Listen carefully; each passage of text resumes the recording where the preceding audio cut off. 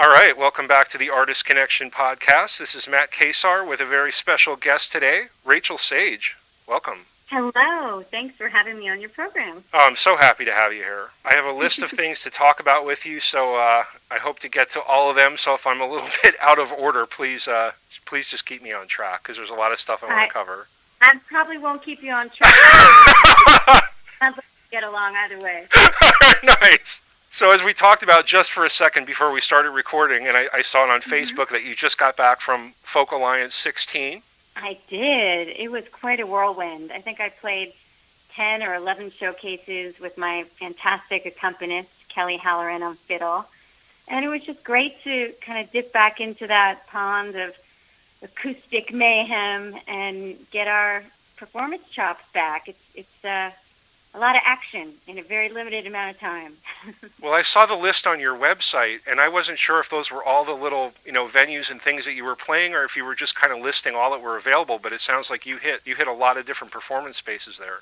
We did, and that's just my attitude in general. If you're going to do something, do it 100%. And every time that we have an opportunity to perform one of these sort of acoustic unplugged showcases at Folk Alliance, you just never know who's going to walk in the room, and sometimes people come in and they jam with you. I mean, it's really very spontaneous and exciting, and a whole different kind of energy from being holed up in the studio, tinkering with all your equipment for a couple months. So right. It's a welcome change.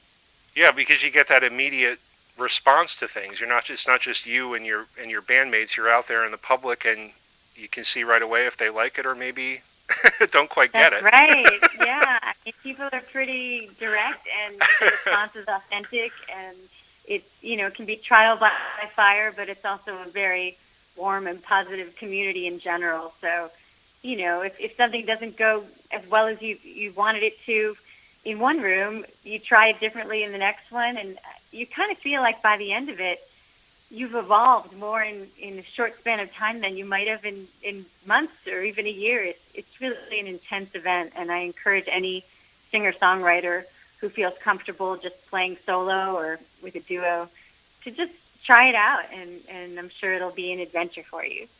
I don't know much about the Folk Alliance itself. Has that been going on for many years, and have you attended it multiple years? It has been going on a very long time, well before I discovered it. And my understanding is, some of the folks I latched onto in college had even done it.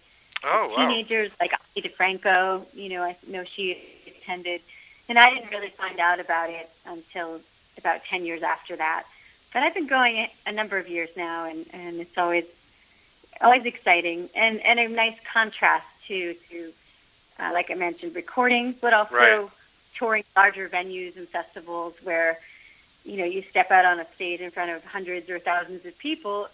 It's a very different sort of skill set that you're harnessing, and I think it's good to exercise all those muscles. Oh, that's cool. Well, I'm glad you had a good time. Thank you. So I see that on May 20th, this is a very exciting year for you as well. In a couple months, you're going to be releasing your brand new album, Choreographic. That's right. And, I've just gotten a chance to perform all these songs live for the first time. Yeah. So I'm still kind of wrapping my head around what it all means, but it's an album that was, loosely inspired by my incredibly just rich experience with dance as a dancer and as a former dancer.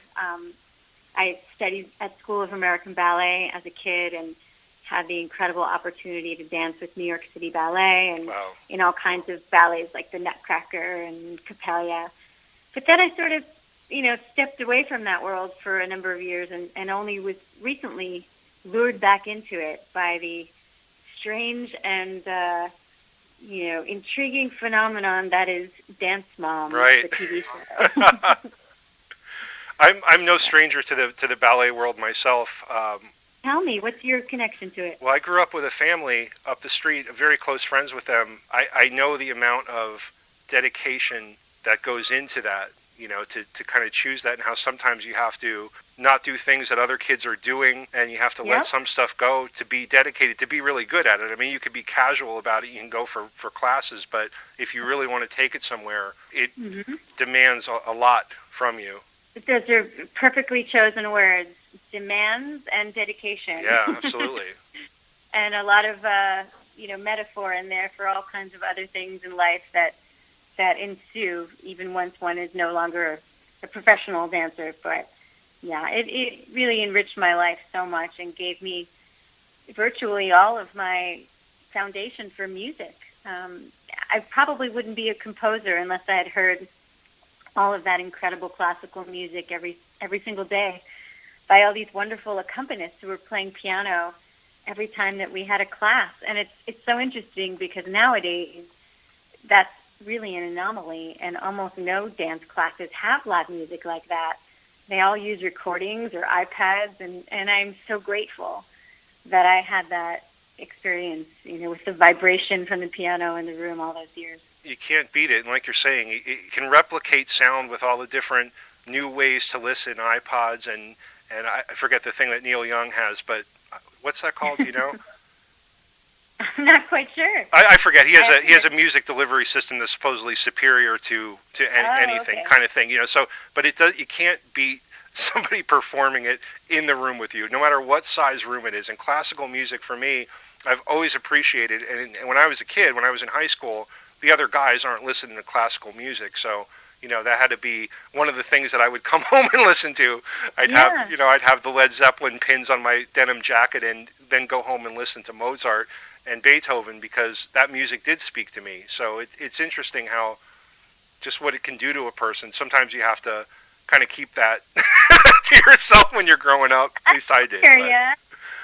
I guess it depends, where you're growing up, but I can completely relate to that. And, fortunately, I had that place to go to That's after nice. school. Yeah. And you've hit a nerve there, because school for me, regular academic school, was a mixed bag, like for many young kids, and especially kids who veer toward the arts. I think often you end up being bullied or ostracized for being different, and certainly I was, for being into dance and music. But, at the end of the day, I just tried to put all of that into the songwriting that was to come, and I look back and am grateful for those outlets, because, the kids who didn't have things like that to put all of that emotion into probably went in other directions that weren't as positive. And, I guess I'm lucky my folks threw me into ballet and gymnastics and other things like that. So you do carry yourself a different way. You walk a little bit more graceful than maybe some of the other girls do. You walk like a duck. Yeah, you walk like a duck sometimes.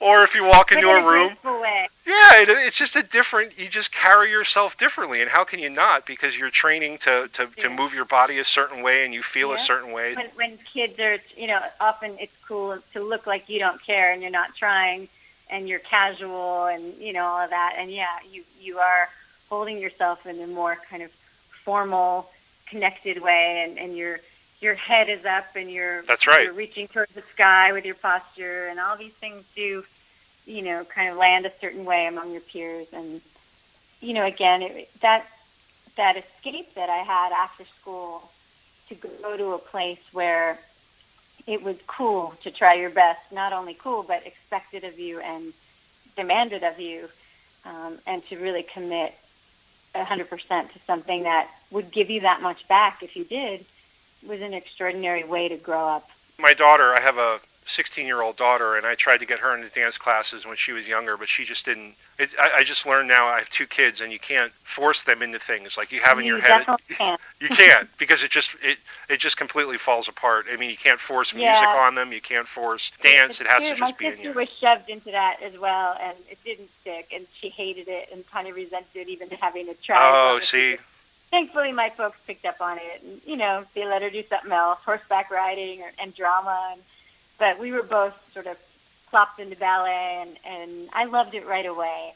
But I didn't always love the discipline of it at an early age, and I would come home crying and be upset that I had to do so many rond de jambe at the bar, and, my knee hurt, and I wanted to quit, and, I was like 6 years old.